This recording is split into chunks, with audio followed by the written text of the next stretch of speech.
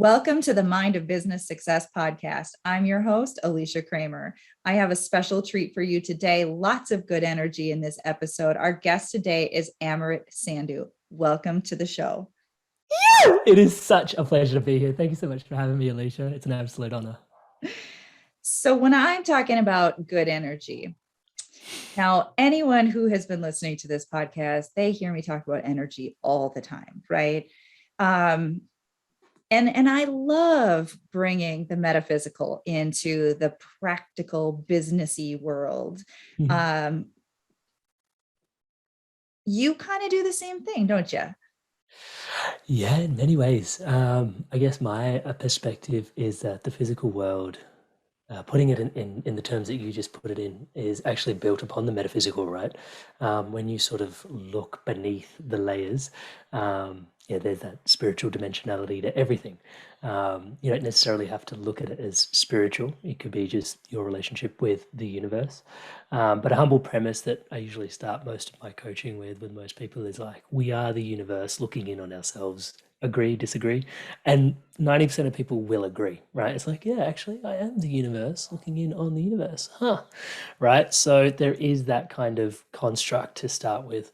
And then based on that, one of the things we find, or I find in the work that I do, Inspired to Evolve, the Inspired Evolution, is that as we grow through, let's say, generally mainstream education, which was actually designed for us to all have jobs, when we're not actually all born to have jobs. Some of us are born creative, some of us are born entrepreneurial, but all of us are funneled into this system, which is actually designed to keep us employed and, I don't want to use the word subservient, that's pretty intense, but serving nonetheless, right? A particular agenda, let's put it that way.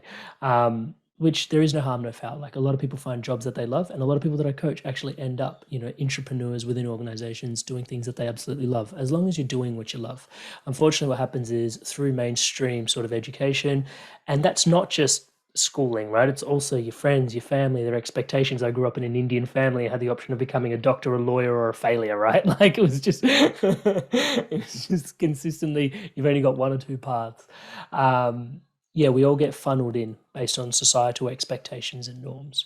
And lo and behold, when we sort of reach mid-30s, 40s, even some people early 20s, some people in their 50s, we start to have potentially this existential crisis when we realize I've spent so much of my time doing something that is not my calling, right? It's not what I was put here on the earth to do, right? Now, for some people, it's really that clear. For other people, it creeps in as like stress or burnout, yeah? Like, I love stress. I love burnout not because it brings me a lot of clients, but fundamentally, I believe that, hey, that is the universe communicating through you. It's your body communicating to you that, hey, you're out of alignment. You're doing the wrong thing, right? Like, it's, touch wood, this sounds inappropriate, but it's easy to work 14-hour days when you're doing what you love, even though you shouldn't, right? But you lose yourself in the thing that you're doing because you really enjoy what you're doing, right? So aligning people out of sort of something that doesn't align with their calling and what they were actually put here to do into something that is actually their highest calling, is the work of the Inspired Evolution. And so that speaks to that kind of metaphysical dimension into the practicalities of the lives we live. It's really just mind-boggling once you start to understand how the universe works, how the mind works. It's mind-boggling that so many people are bumping around through life with these outdated models. And when you start to learn this stuff, and I found, and I've been working with clients for a very, very long time. I've heard it so many times. It just seems so obvious once you learn it. It's like, how did I not know this before? Yeah, it's I don't want to say it's frustrating, but it's probably speaking to the frustration, right? One of the key pieces, and I know that a lot of your podcast and listeners are dedicated to developing their mindsets. So one of the key things that I have had to learn through my journey again and again, people that I've been mentored by, Eckhart, Tolle, the Gene Keys, Heart Math. Again, these things, the wisdom that they're imparting on us is simple. Eckhart Tolle, be here now. it's so simple that it's painful at times. It's like, yeah, but what about that? And what's going to happen? And it's like, just stop, just be here now, right? And it's like the simplicity actually is medicine. And now what I've had to learn is that actually anytime someone's overcomplicating something, generally they're trying to sell you something. Yeah. And there is so much in a capitalistic world that is driven to actually gear you to purchase, to buy, right? And all this is, it's part of the grand design of, the social constructs of the world that we currently live in. I did a podcast recently, which was really interesting, which actually broached the idea that potentially capitalism is a transitory structure, right? And that we're just going from one way of living to another, and we don't know what the next one is yet. But right now, capitalism is just helping us bridge the gap from where we've been, from imperial reign to the next thing. But yeah, nonetheless, I've digressed a little. The key thing in there is trying to keep it simple. Yeah, so keeping things super, super, super, super simple. And I think the mind and the ego in itself generally hungers for things to be complex because it loves to calculate. This was a massive realization for myself, is like I would sit there in meditation and just watch my mind. And it's such a good problem solver. All of us have amazing minds that are incredible problem solvers, right? But the realization that left unchecked, it would just go hunting for problems to solve. And I was just like, there's no problems. And it's like, yeah, but let me go find one to solve. And it's like, just chill out, dude. Just embrace peace. Just be here. Just relax. You don't have to solve every single problem. Enjoy the fact that there's no problems in this moment, right here, right now. Oh, but what about X, Y, and Z? And he's having troubles with what's it? It's like, I can go help him. And it's like, just relax. Right. So yeah, we like to sort of stray away from the simplicity. The mind loves to crunch. And this is where the simplicity is really medicine, and just coming back to the simple things. And it can be as simple as just being here now, being present with yourself. Even if that seems too esoteric or too woo-woo, simple things like putting your feet in the earth, going for a walk in nature, yeah, drinking good clean water, eating organic food, staying connected to simple things like that can be really helpful. There are a lot of business professionals who have learned to adopt these types of healthier habits, and they understand that it makes them more productive. It helps them to be more successful. Mm. And then there are others who are really stuck in sort of the materialism. Mm. And it is like being on a treadmill and you're running as fast as you possibly can and you're not getting anywhere. And it's exhausting physically, mentally, emotionally, and spiritually. And sometimes it's just a little bit of a shift that needs to occur in the beliefs. Mm. You talk a lot about alignment and purpose, and I want to go there because we can have it all. We can have a successful business and take care of our bodies, take care of our minds, have a beautiful family. We can have a beautiful home. We can create all sorts of beautiful things and be a very happy, empowered individual and be successful financially and in our businesses. And a lot of that does come right down to that alignment and doing the work that really is our calling, like, and not in a life purpose sense where some people get really tripped up, right? It's like, It's not what that is my complicated. life purpose? It's around you. It's active all the time. Yeah. Yeah. So I'd love for you to talk about this a little bit. Yeah. So one of the deep meditations, I did a podcast with a beautiful lady named Marianne Williamson. She did a dissertation, wrote a few books, breaking down A Course in Miracles. She wrote like A Return to Love and stuff like that. She ran for president in the United States. She put it this way when I had her on the podcast. She said, "My future is best looked after. It's my spiritual practice to know that my future is best looked after by me being as present as possible in the present moment."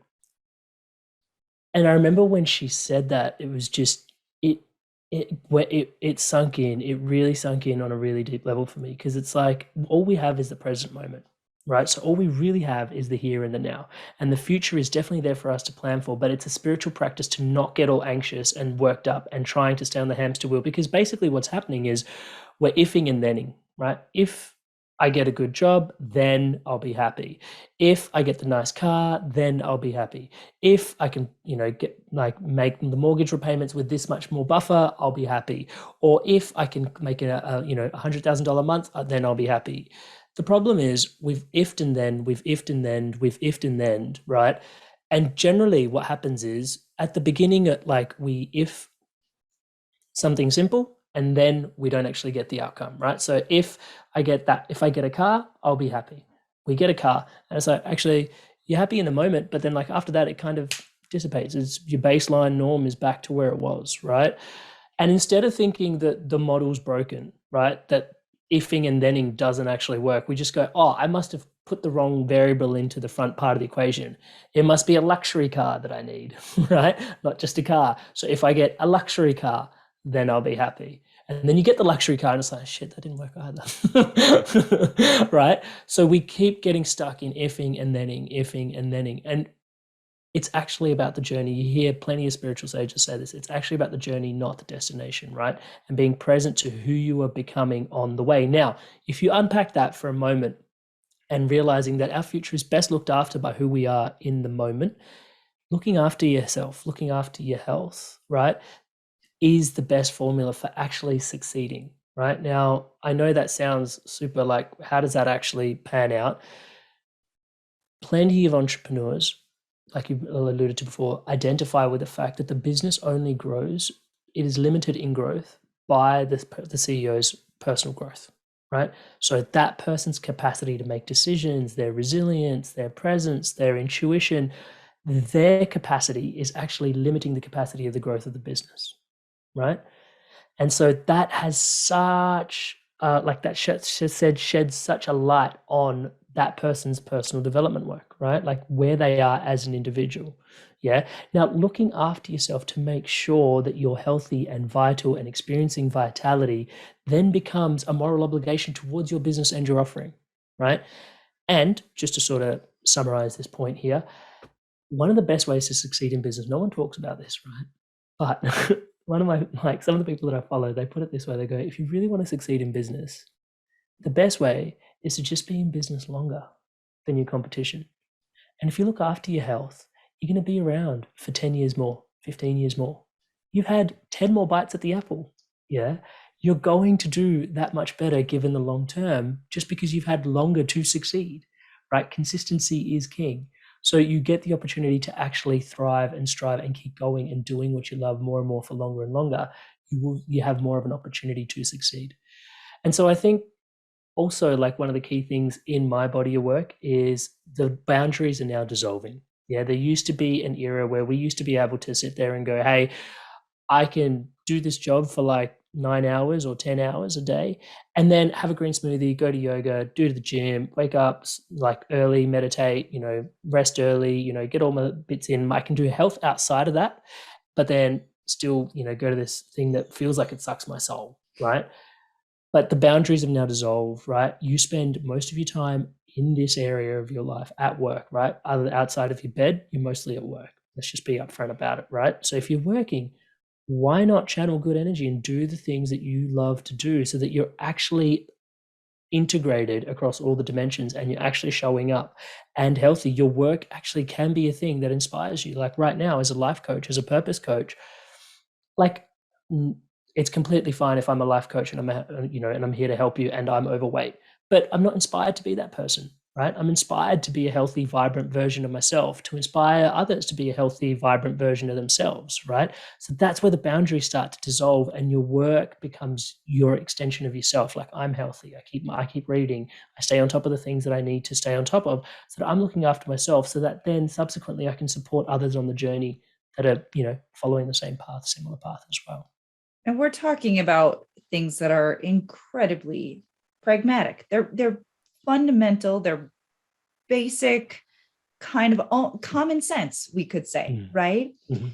And there is that tendency to overcomplicate things. Let's just bring it back down to earth, so to speak, right? Mhm. We can't give what we don't have. Mhm.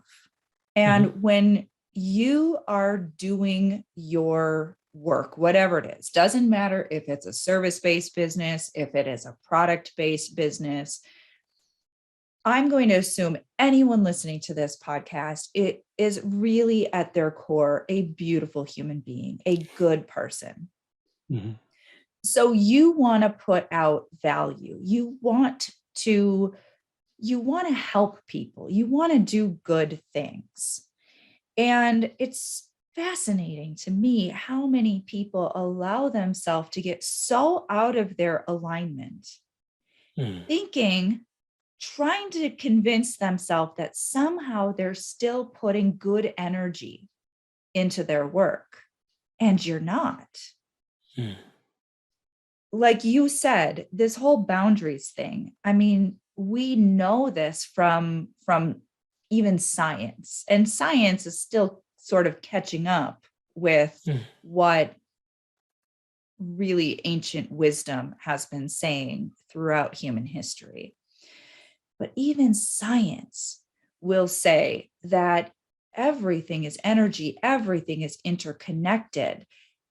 What I'm thinking is influencing and affecting you and everyone and everything else.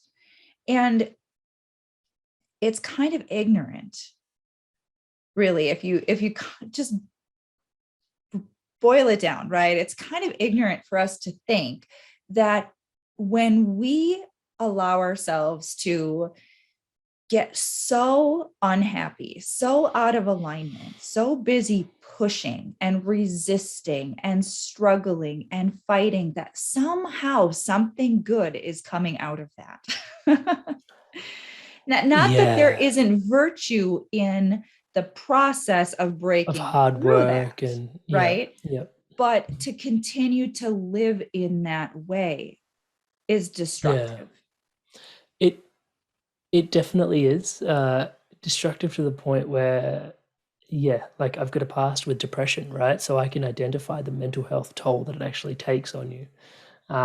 It's depressing, right? It actually takes a toll on your mental health.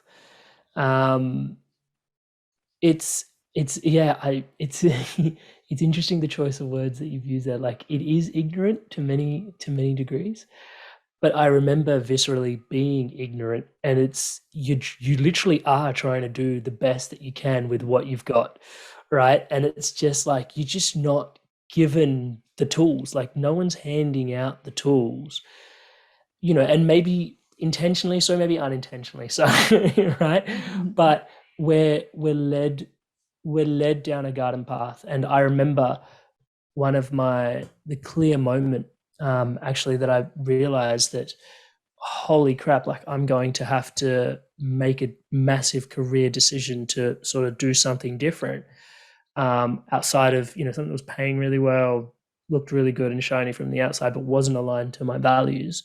I was sitting there eating like an acai bowl, and I just, those moments, sometimes you have just a moment of divine intervention. Like I just Googled the word courage, and I was just like, I don't know what I was doing. I was just eating, and I was like, Googled courage.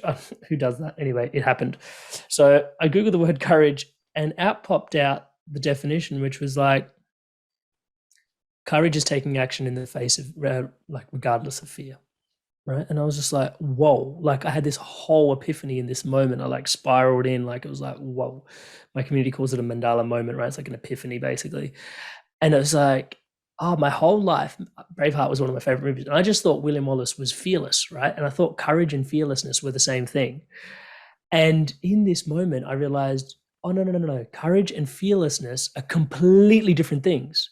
Fearlessness is the absence of fear. In order for there to be courage, right, you need a prerequisite amount of fear so that you can actually display courage in the face of that fear. And as soon as that dropped in, like that realization dropped in, the very next realization that dropped in for me was like, my biggest fear is like, what does life look like outside of a consistent paycheck?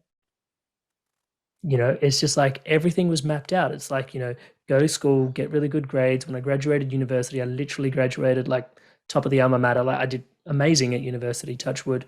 All of that to sort of get the best job, to then, get the best promotions. And I was on the hamster wheel. I was killing it, right? Touch wood, humbly so, but I was doing really well.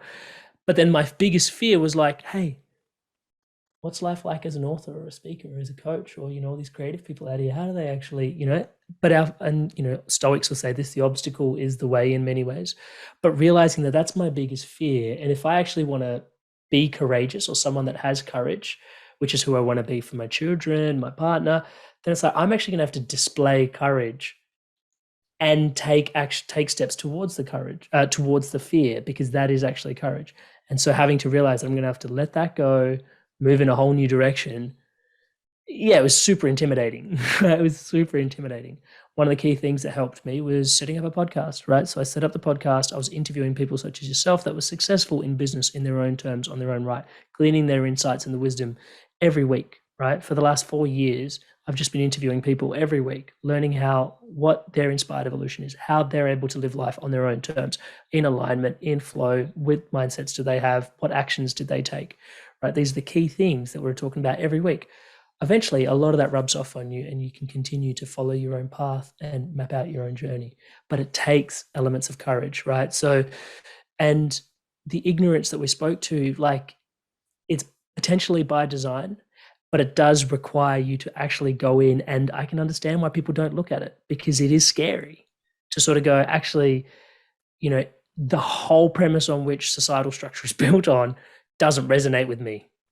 Am I crazy or is society crazy? It's like, it's a big question, and I can understand why a lot of people don't want to go there and ask that question.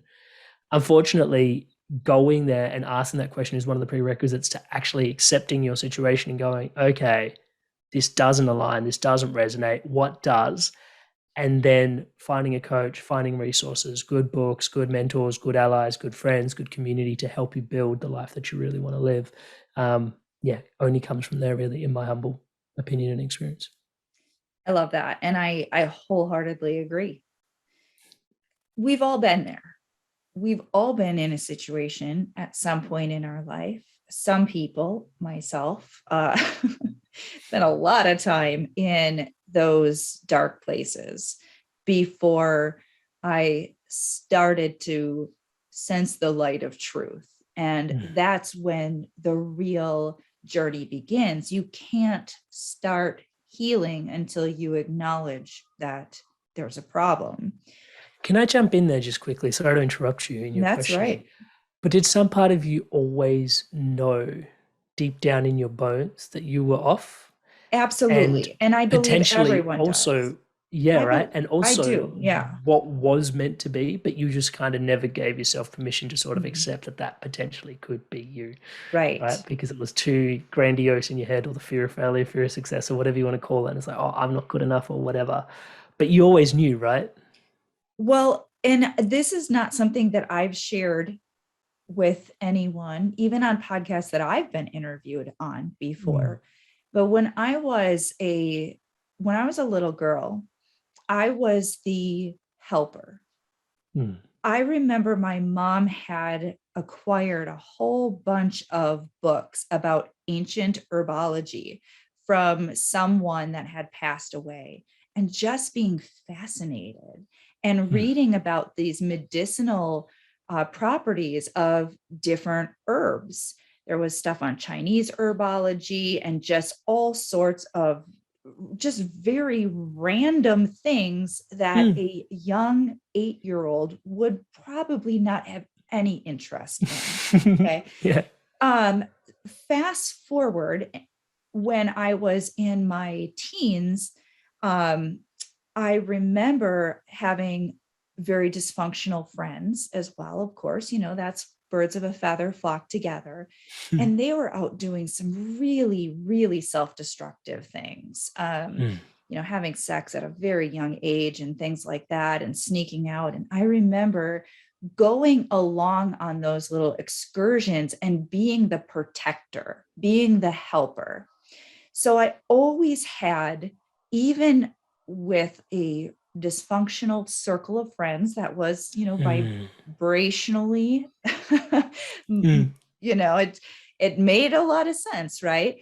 But it never quite fit. And Mm. I was always drawn to the metaphysical.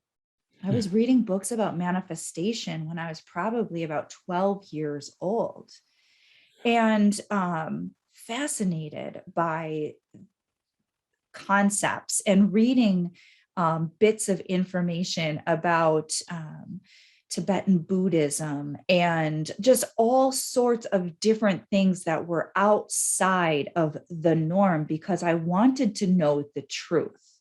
Mm.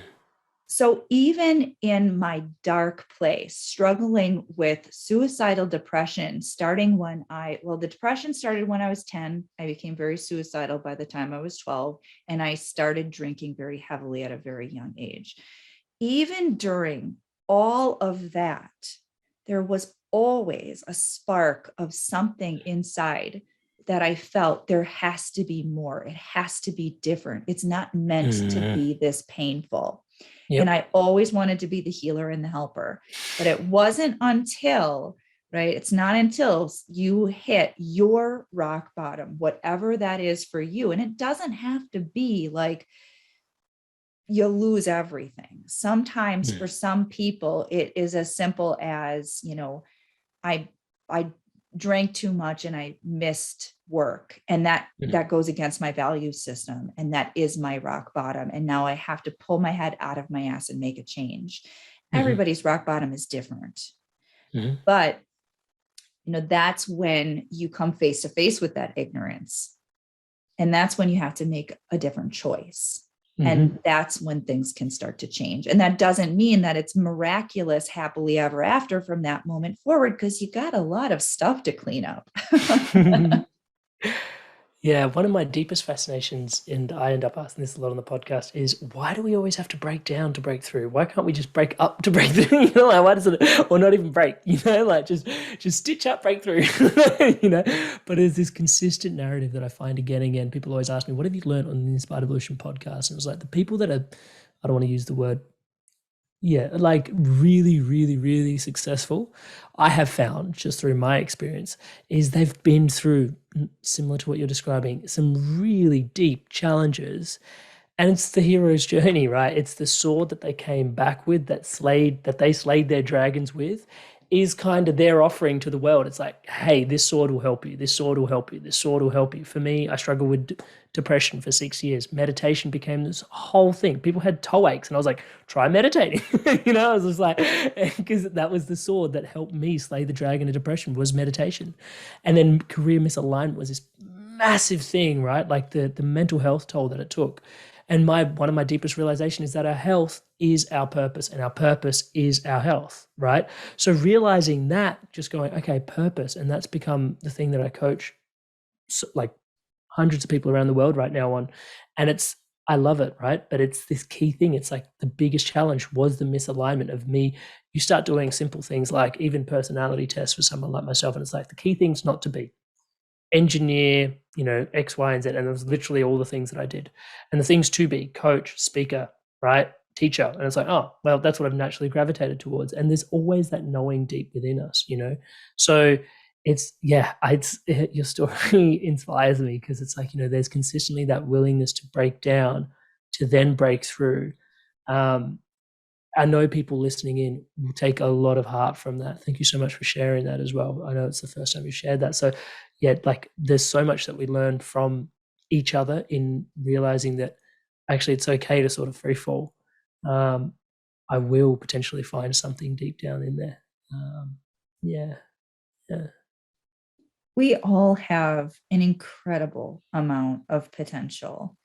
And it is sort of one of my missions, I guess you could say, which I don't, this is another thing I have not shared.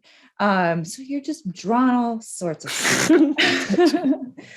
But a big part of why I do this podcast and why I do the work that I do with business owners is because I've always been able to see the potential within people, even when they can't see it within themselves, but there is a spark. And so many incredibly beautiful human beings, they've lost touch with that. It's there. They know on some level that it's there. Like what you were saying, they know on some level there is something more here. And their mental conditioning says, no, you're just average. You're just basic. There's nothing special. There's nothing unique. You might be able to create mediocre success for yourself, but at best, that's probably about it. It's a suppression, right? What you're describing. It is your brain suppressing your spirit. That's the language I use. So just go with me, guys. It's a suppression. And when you look at suppression, it's the opposite of expression. Another way to describe the opposite of expression, suppression, the opposite is depression, right? And that's where we end up depressed, we end up depressing, and closing in on ourselves. And it's like, actually, there's something that's yearning to be expressed, right? Your fear is that it's kooky and crazy and completely out there and magnificent and incredible and potentiated and powerful. And it's like, is the world even ready for that? And it's like, the answer is actually yes. Yes. Yeah. I love this conversation, right? We're talking about that inner spark. And I love to say, even just a training that I was doing with a group yesterday, right? When we're setting goals for ourselves, you're feeling into what your heart desires. And I said, there's a very strategic reason that I'm using that terminology, what your heart desires, because people they can grasp it. They can accept that there is a difference between what my head thinks I should want and what I really truly want. And I always say, if you want something, if you have a desire from your heart, that's a spiritual thing. That's a divine thing. That's not coming from your ego. Yeah, to sort of ground this in, it's a really helpful thought model to have to sort of, honoring the mindset nature of your work and the listeners is to sort of see your mind. Like we often think of our mind as a closed loop circuit, as something that is generated from within. But actually what you will find, and there's papers on this, humans are a lot more like lemmings than we ever thought, right? Your mind is actually an antenna. If you start to actually set aside a couple of days and just watch your thoughts and start to go, just ask the simple question, is this mine? Is this mine? Is this mine? It's actually kind of horrifying. Or the number of stuff that comes in, you're like, that's not mine. That's not mine. Wait, what? And you're literally just picking up thoughts. And so identifying that actually the mind is an antenna, right? Literally visualizing your mind as an antenna and going, actually, my mind's an antenna. What am I priming it for is a really deep conversation on mindset and, how to actually cultivate a healthy mindset. But just back to basics, my mind's an antenna, right? So making decisions based on something that's picking up other people's stuff or versus the heart, which, based on the work with heart math is actually your center, your core, right? It's you feeling into yourself. Where do you want to create a life from, because eventually, I hate to say this, no one really makes it out alive. So you're going to be on a bed somewhere at some point, and you're going to be thinking about some of the decisions you've made. Are the decisions you've made your own, or are they others? Have you picked them up from the antenna, or have you made them from your center? Awesome. I love that. Even back to Napoleon Hill, right? Sending and receiving station. Totally. The mind is a sending and receiving station. So I know we went over time and we could easily probably. We're just getting started, aren't we? I know. Literally, we've barely scratched the surface, and there's so much more we could go into. We could probably do a whole seminar on this stuff. Something to look forward to. But what I want to make sure we do is talk a little bit about some of the different things that you've got going on the podcast and your work, and let our listeners know how they can get in contact with you. Sure, absolutely. Thank you so much. One of the key things is the Inspired Evolution podcast, right? So if you just look up Inspired Evolution on the internet, anyway, just Google it. It'll pop up on Spotify, YouTube, wherever you want, wherever you generally consume podcasts, it'll be there.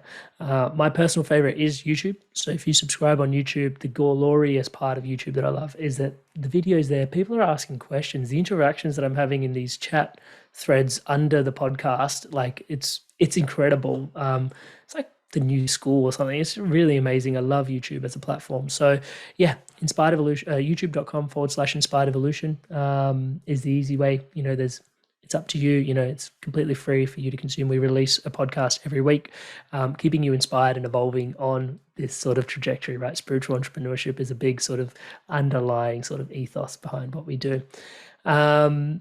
In there, the big thing is purpose. So a lot of people like feeling potentially that they're out of alignment. COVID's been a really remarkable time. A lot of people have been forced to shift and change careers and make new decisions and whatnot. And as a purpose coach, it's been a really remarkable time to, be in service, helping people calibrate to their purpose, right? So the key thing we do is align and help you build a vision, right? And then the next thing we work on is your belief systems and your mindset. And the next thing we do is actually help you implement and take action, right? Whether that's, finding alignment within an existing structure or building out your own business structures and whatnot. So that's Live Your Purpose. The program is Live Your Purpose. It's really easy. inspiredevolution.com/purpose. You'll find that offering there. It's a 9-week program we guide people through. You can join at any time you want. Weekly coaching, the content's there, the community's there, a whole bunch of people looking to live their purpose and actually doing it. It's actually really, really remarkable. And you'll notice that most of the people in that community are like this, right? They're heart open. They really want to have an impact in a really positive way, make a difference in the world. And it's actually just really inspiring being around those people for me, let alone supporting them on their journey. So those are probably the two easiest ways to get in touch, do some work together. But yeah, the podcast is always there waiting for you, brimming, shining, weekly, fresh updates for you to tune into. And just leave us a comment on YouTube and I can hit you back. That's awesome. And you've had some pretty notable guests. Touch wood. Yeah, it's been pretty amazing. It's been an incredible journey, and we didn't get time to dive into stuff like this, but even just, when I first started the podcast, reaching out to, I had so much of my own stuff in the way, this person's amazing at what they do. Who am I to be talking to them? It's like all your self-worth stuff would come and I would just shy away into the corner and just pretend I didn't have a podcast. Like, dude, you've got a podcast. You want to talk, just, go have the conversation. And that gave me a vehicle to sort of overcome my self-worth stuff and put myself out there and express more, which is actually an antidote to depression, right? So actually expression and creativity is so important for your mental health, right? Again and again. So that key thing, finding the expression in your life, like your purpose, what is it that you're offering the world, right? Making sure that you're connected to that healthy expression for the sake of your own good mental health so that you actually are living a vibrant and full life. So good. Thank you so much for sharing your time and your energy with us. It has been a lot of fun for me. These are the topics that I absolutely love. I say it all the time when I have guests and we're talking about this kind of stuff. I get so excited, and I love all aspects of business. I think, it comes through. I can talk all day long about marketing and business development and sales. And I've been there, done that. And I do love that stuff too, just not as much as I love the inner stuff. Yeah, I love that. Thank you so much for the work you do in the world, Alicia. It is an absolute honor, like I said at the beginning, to be here today and share this conversation with you. And really appreciate your time and all the work that you do in the world. And thanks for having me here. Well, thank you. And thank you to all of our listeners. If you haven't already subscribed, first of all, I don't know why. Second of all, make sure you do. And until next time, we will see you in the next episode.